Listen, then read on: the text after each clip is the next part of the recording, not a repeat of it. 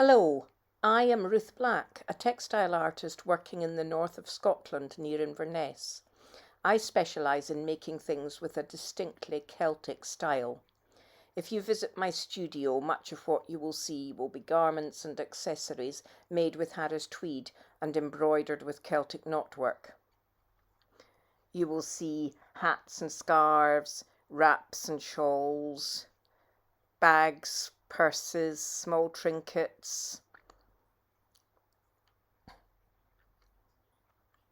and occasionally big special pieces such as this one from Elgin Cathedral. There are so many things to consider when commissioning a stole for your ordination that it can be hard to know where to start. My aim in this video is to introduce you to the various options you may wish to consider so that you arrive at a choice that is completely appropriate for you. Let's start with some practical considerations. The first of these is length. Stoles can vary enormously. The choice will in part depend on how tall you are, but factors such as style of worship will also play a part. It's a good idea to try on a few different stoles while standing in front of a full-length mirror. Don't look down to see where it comes to, as that will drop it lower. Measure from the centre of the neck to one end. If you don't have any stoles to try on, put a tape measure around your neck and adjust it until you have the right position, holding it at the back of your neck, and then use that as the measurement.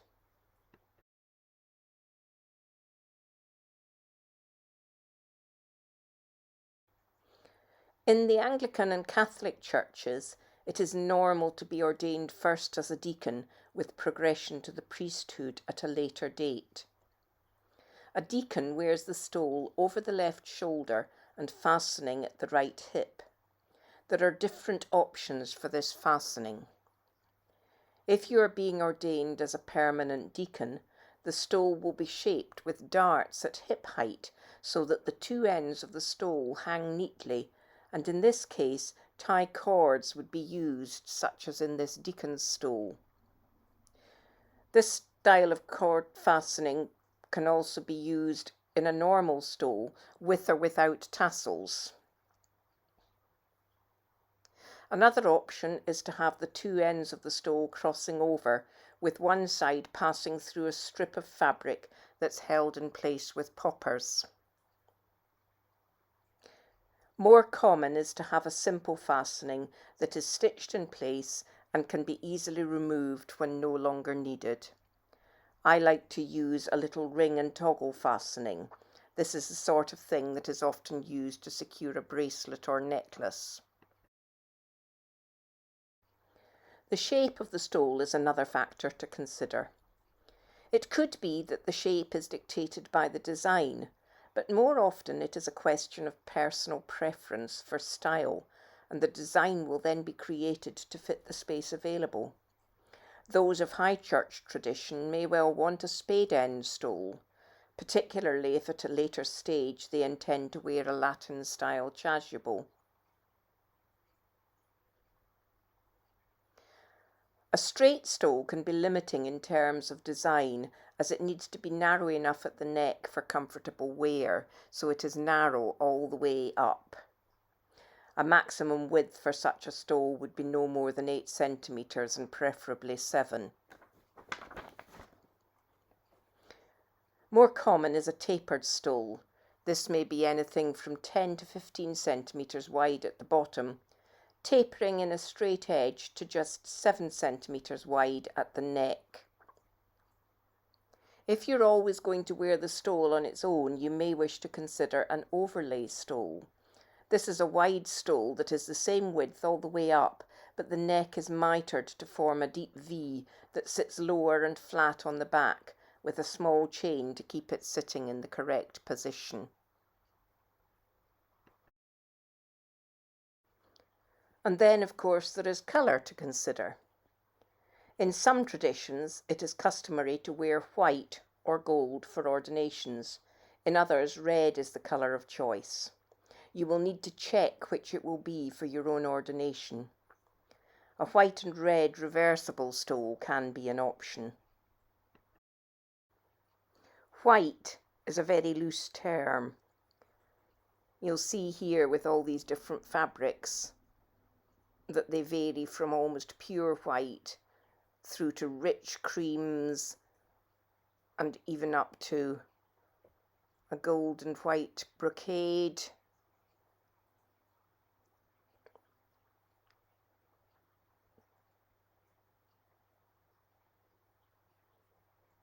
Or indeed a deep gold.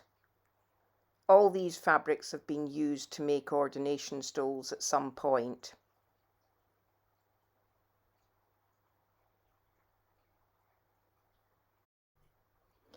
All these stoles are considered to be white, from cream on white through to multicoloured tartans or painted silks. It's really only the background colour that has to be white, and even then it can be cream, ivory, or even a gold and white brocade. Gold and red are similarly variable. It's only the main fabric colour that counts. Having made decisions regarding length, shape and colour, we then come on to the general aesthetics of the stole. Plain fabric or a brocade?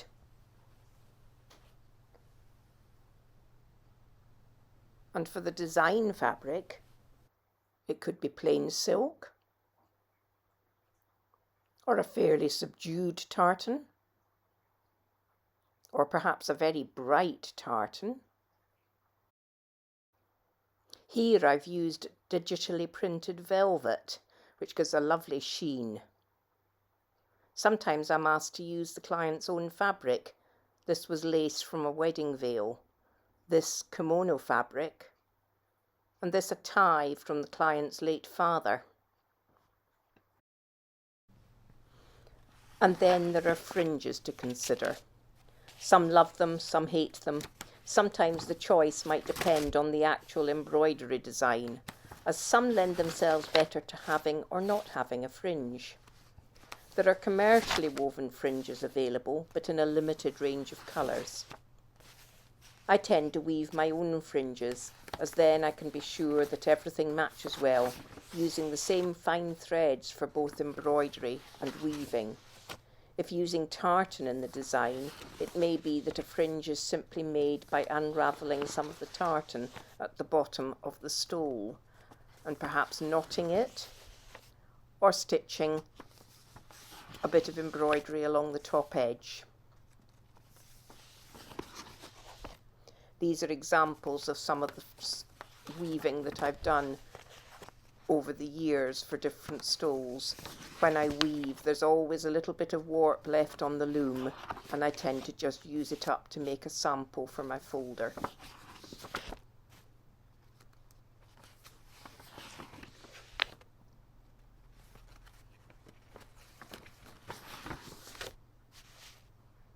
There are so many different kinds to choose from, whether you want them tasseled, bullion style, or just plain.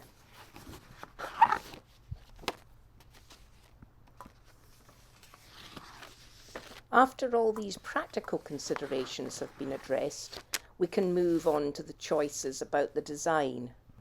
As I explained at the start, my area of expertise is Celtic design, but it's not just a question of copying a motif.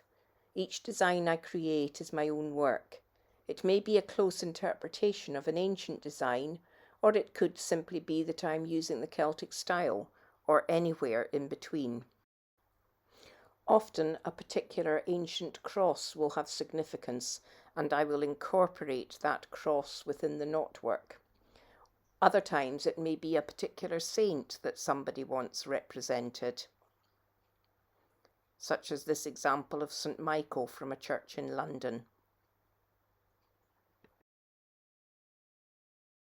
When thinking of a design, consider whether you like symmetry or balance, or asymmetry?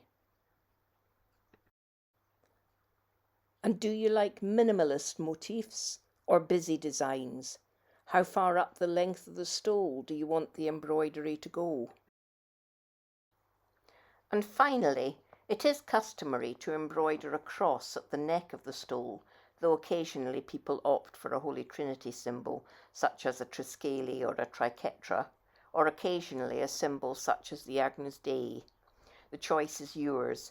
As it is generally not seen at the same time as the front of the stole, it needn't necessarily coordinate with the rest of the design. I will always have discussion with my clients about what they want. This may be simply by email, or if they are close enough, they may call at my studio, but more often it is by Zoom. Budget will be a consideration for many. My stoles may cost anywhere from £200 to £500, depending on things such as fabric choices, fringes, whether it's a custom design or one that I already have or can easily adapt. Most will come in around the £300 mark. But if you are on a tight budget, it is best to say so at the start of the process so that I can advise as we go along about what is possible within budget. If you are lucky enough to be being gifted your stole, I am happy to work separately with the donor in regards to the finance, if that helps. There is no cost involved in the initial stages of commissioning a stole. It is only once I have created a draft design, given you a firm quote, and you have approved it, that I will then ask for a deposit to be paid direct to my bank account. I will then order the necessary materials and make the stole. When it's ready, I will ask for the balance due, including postage, and then send the stole to you. Within the UK, I use the Royal Mail Special Delivery Service. For overseas, it's International Tracked Mail.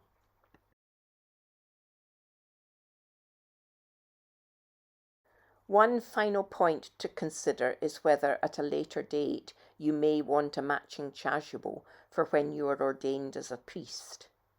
Certain fabrics may not be repeatable, so fabric would need to be set aside at this stage. It was 4 years between making this stole and making the chasuble. But when I was dyeing the rose fabric, I dyed enough for the full set and put it aside with the client's name. This really applies for anything that involves hand dyeing or painting of fabric. But sometimes a fabric or thread colour may be discontinued, so it really is a good idea to think about it at this stage. If in the future you might want a maniple to match the stole that has fringes, then they really need to be woven at the same time as well. Timescale from initial discussions to finished stole will vary depending on how full my order book is.